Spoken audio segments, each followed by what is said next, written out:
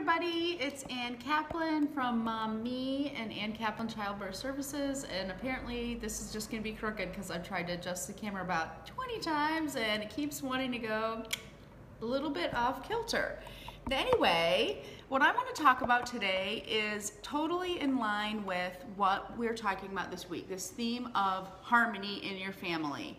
And the reason why I chose to use this theme this week is because I got so many inquiries from moms asking me about stuff like how to get your kids to cooperate when you ask them to help you around the house, how to get your kids to do stuff without arguing, and also how to cut down on arguing between your kids, and especially how to, get the time that you want for yourself and the peace that you want for yourself without having to resort to using screen time, which I'm going to talk about on Thursday. I'm specifically doing a broadcast about screen time. But today, what I'm talking about in the line of all this stuff and this harmony concept of what we want in our homes is the fighting and how to get our kids to buy in on helping out around the house. And what I like to talk to my clients about is just the concept of teamwork and being a part of a team, okay? So it's not something that's just gonna happen like that, obviously, but I want to share a little story about me and my journey to getting to where I am today with my kids, which I think on the spectrum of things are actually quite cooperative and team-minded, even though they still do fight.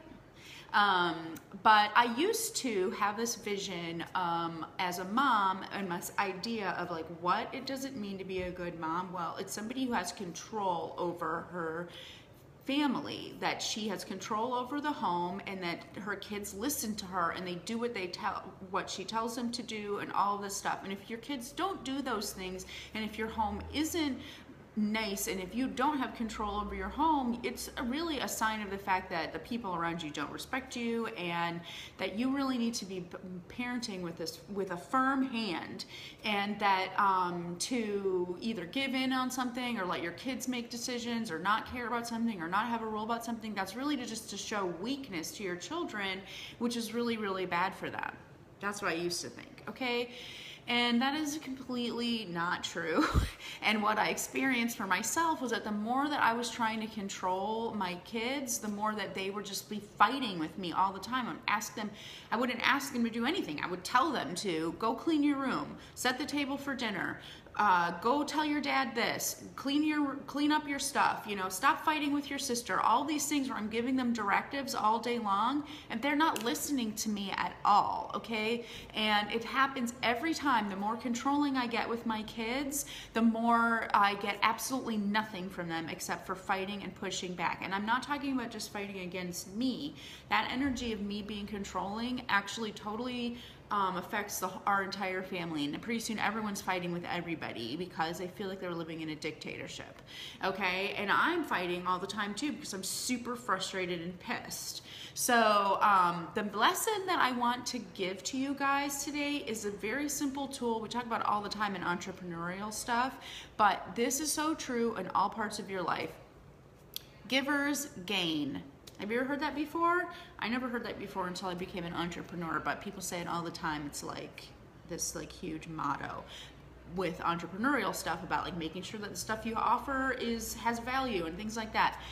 But think about it in terms with your kids. Givers gain. And I want to talk about that in terms of control, okay? So first of all, I want you to think about how much we as adults, think about how much you specifically as a person love control, how much you want control, and how much we crave control, and we put all this energy into having control about basically constructing the illusion of control, because there's a whole nother podcast, but like, hello, nobody has control. There is no control.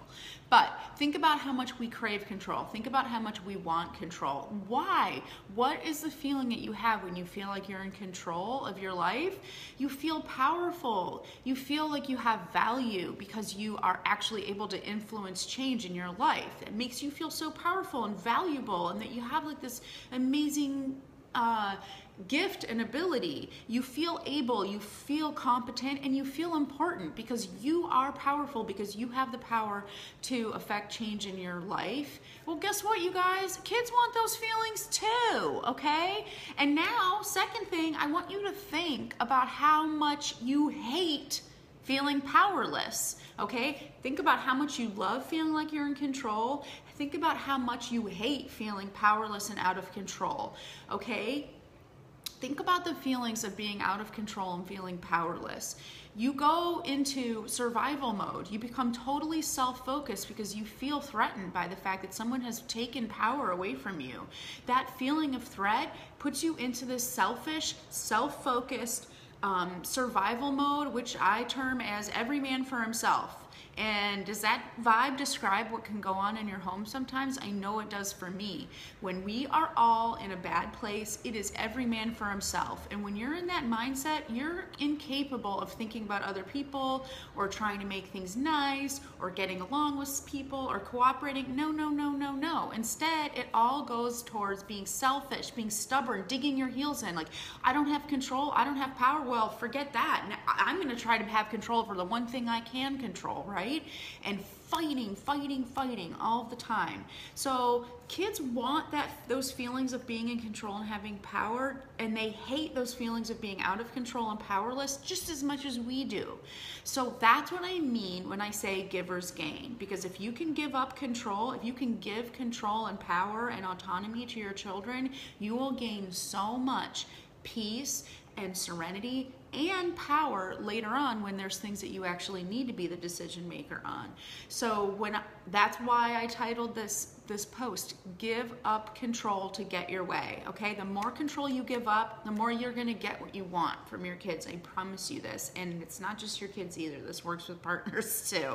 So I'm gonna give you guys just a tiny little sneak peek about something that I'm super pumped about, because you know that I'm doing a teleseminar on Sunday and I've been preparing for it, of course. And yesterday when I was preparing this broadcast and I was working on my talking points for my teleseminar, I just had this vision of a visual that I wanna share with you guys, and I'm gonna post it later, but right now I'm just gonna give you this little sneak peek just so you can see what I'm working on for you guys. I'm taking this stuff to like a whole nother level in this teleseminar. Switching my camera around, you can see, oh, this is how I have it set up. Here's all my notes.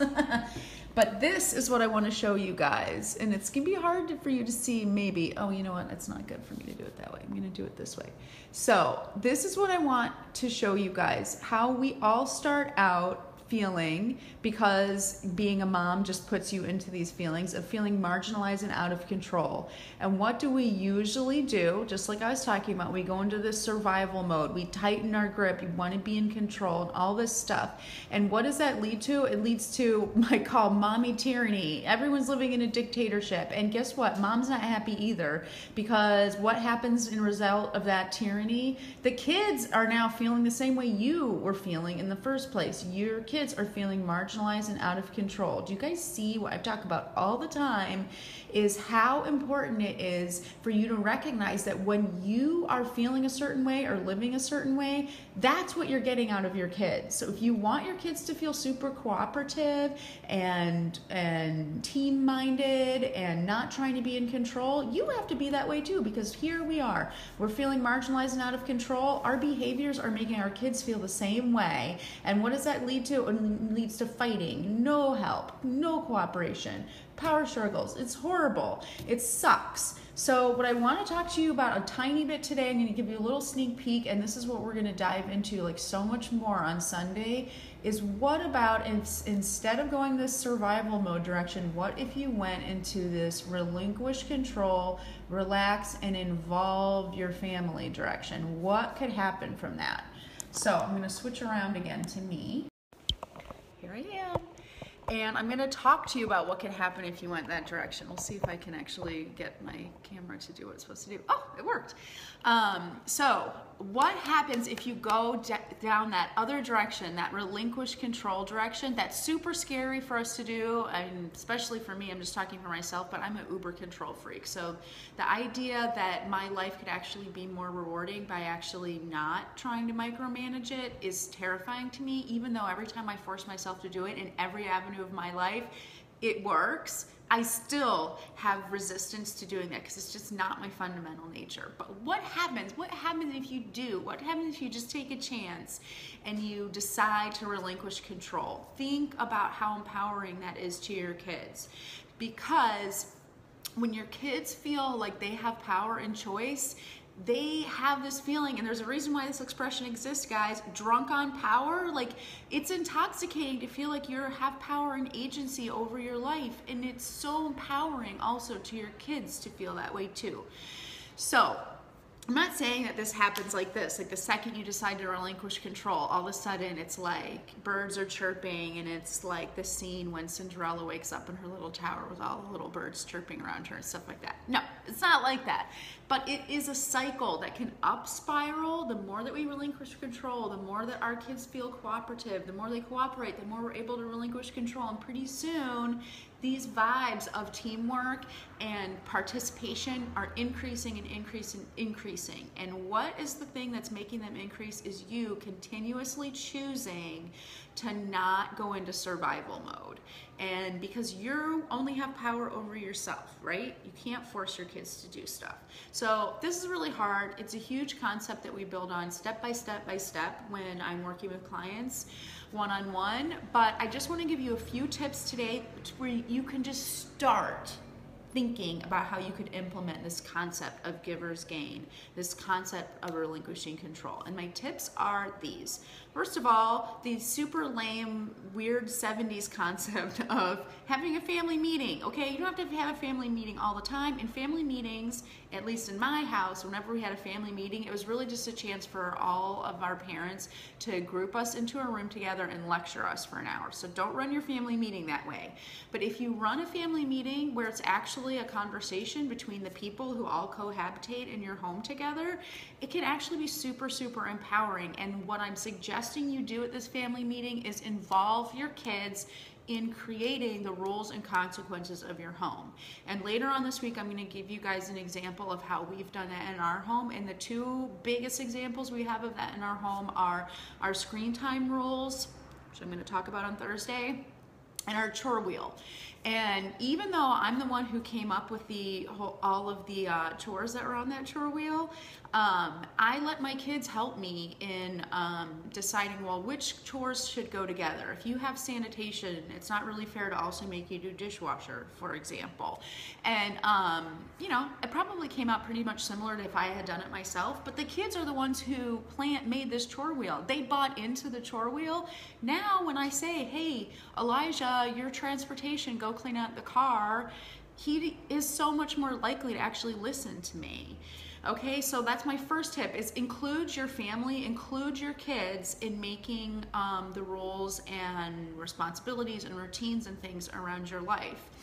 And my second tip to you guys is set boundaries by giving choices. So here's a really good example that I give all the time. And if you guys know anything about Love and Logic, this is completely directly lifted from Love and Logic, but it works like a dream. Is with toddlers, okay? Trying to get them out of the house in the morning, like put your coat on, clean your room, get your shoes, where's this, blah, blah, blah, and you're just barking orders at them. That feels like crap to the mom, and also it doesn't work. But instead of saying, put your shoes on, if you say to a toddler, do you want to put your left shoe on or your right shoe on first? They don't even care that you're setting a boundary for them. The boundary is you're putting your freaking shoes on, okay? I don't really care if you put your left or your right one on first, but these shoes are going on. They don't hear that. All they hear is, oh, Mom's letting me choose. Yay! So giving choices, that works every step of the way, from like a little baby who's just old enough to like stand up and stuff like that, to a teenager, where I say to my 13-year-old son, do you want to take out the trash before or after dinner instead of take out the trash? Dude, he feels like, oh my God, like I get to choose. It works so much, you guys. It sounds too simple. It so works. Okay, and my third tip So first tip, family meeting and involve your kids in making the rules. Second tip, give choices. Set your boundaries with choices. I rarely say, go blah, blah, blah to my kids. I might say, please, would you such and such, but I almost never just bark orders at them. And it was hard for me to do at first, but now it's like second nature to me. I almost always say please and thank you with my kids because I want them to say please and thank you to me, okay? So the third tip that I want to give you guys is stay out of it, okay? You see how this whole relinquishing control thing, it goes into all different areas. When your kids are fighting with each other, that has nothing to do with you. And so the more that you can stay out of it, the better off you're gonna be. And that's really, really hard. And I don't always follow my own advice. And every time I don't follow my own advice, it ends badly. But that's my third tip to you guys, and it really does work, is the more that you stay out of your kids' fights and let them resolve it themselves, even if you don't like the resolution or how they resolved it or any of that stuff, like seriously go somewhere where you can't hear them, because the more that they have to resolve it themselves, their fighting will be lessened, and it'll be less frequent, it will be less severe, because they know no one's going to swoop in and rescue them. And also, by the way, that whole time that that's happening, you don't have to deal with it because you're staying out of it. So those are my 3 tips to you guys today for getting started on this up spiral of relinquishing control, givers gain, including your family, and creating this feeling of teamwork in your home. That's going to lead to this harmony that we're talking about. And if this makes sense to you guys, if this is helpful, if you want to dig even deeper into this like freaking amazing imagery that I created yesterday, if I do say so myself, sign up for this seminar. People are registering every day. I'm getting more and more emails of registrants, and I'm so pumped for Sunday, but I want you guys to reserve your spot right away because space is limited. I'm not just saying that to get you to sign up. It seriously is limited. Teleconference seminar platforms are not infinite. So reserve your spot today. I'm going to put a link in the comments below. It is super easy to sign up. You literally just blink, click a button. So I hope I'll talk to you guys on Sunday. And also, don't forget, you guys, I posted in here earlier, I'm going to be doing a live Q&A at the end of my seminar on Sunday. So if you want me to answer your questions, the questions I get in advance are the ones that I'm going to answer first. So post on the Facebook group, send me an email, message me, whatever, but send me your questions because I'm going to be making sure I answer all of the questions I get in advance will be answered on Sunday. All right, you guys, have an amazing Tuesday, and I hope I talk to you soon. Bye.